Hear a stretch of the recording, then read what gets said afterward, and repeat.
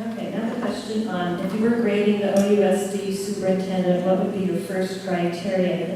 And this person also had a second question, which is also how you would grade principals. So let's start with Julie Roster.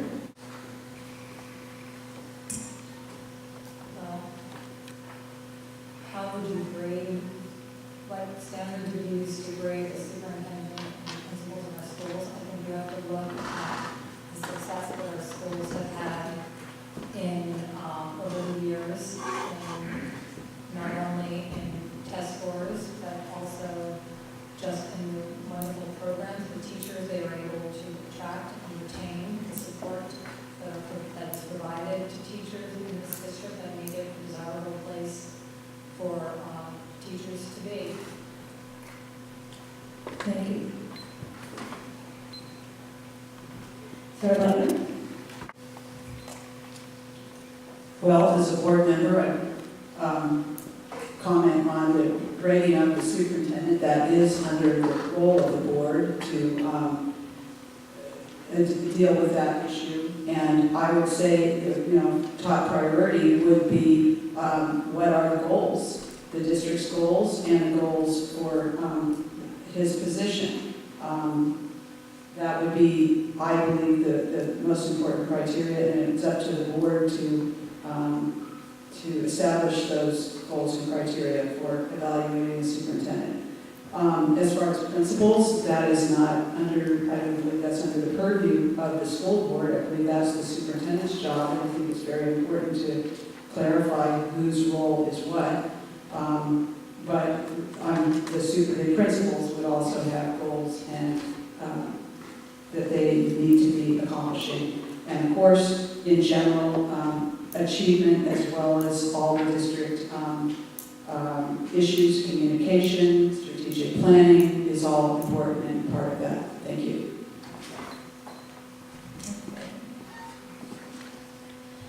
As well as all the district issues, communication, strategic planning is all important and part of that. Thank you.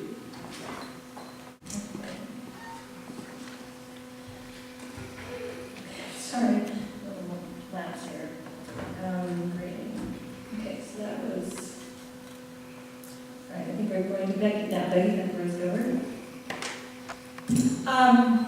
As we discussed previously, we live in a society where everyone's evaluated constantly, and we really can't expect children to be evaluating teachers, principals, or superintendents, but we can certainly expect that sort of evaluation coming from the community, particularly a community like this, where parents in the community are expected time and time again to step up, to open up their wallets, and to help support the school district. So there needs to be, I think, a strong partnership, and part of the partnership is predicated on feeling satisfied that you have a superintendent who's willing to listen and someone who is responsive to community opinion. In my personal opinion, that may not be the case at the moment. There have been several issues that have come up, but I don't think that's necessarily entrenched. And I think with new board leadership, there could be many opportunities to create a more positive atmosphere. I think there's a real breakdown in communication. The district filter, for example, which was designed to purposely weed out parent emails. Teachers have to go into their spam to find the parent email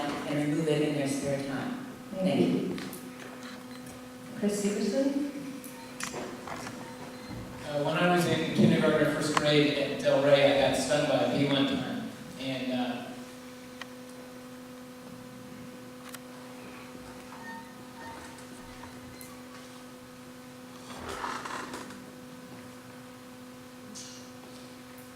And I got to see the principal, Mr. Burnham.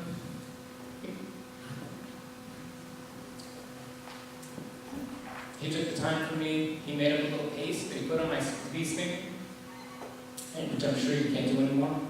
Apply medicines to kids, but he did that, and I just remember that he was, again, he took the time for me, and I hope that's what our principals do. I think that's what makes them good principals. As far as the superintendent, I think they need to show leadership. They're a little bit further away from the kids, but if they show leadership, I think that's what makes them effective. Thank you. Tyson Crumwell? I'll start with the superintendent. I believe, really, I'd like to know as a parent how often the superintendent's visited my kids' classrooms. I've asked them, they haven't seen them yet. The other thing that I think is important in terms of principal evaluations, how often is the principal in the classrooms? And I know my kids haven't seen her yet, except in the halls. So, in short, if they're not interfacing with the kids are the evaluation in my mind. If they're seeing them and they're successful, and the teachers have goals, and the teachers are successful, and they're allowed to collaborate, and there's actually a leader on site that's respected by the teachers and engages with the teachers, then I know that the superintendent's doing their job. So I look for evaluation to really be based on the fact that there's a leader, they have leaders, let's all act like leaders. Thank you.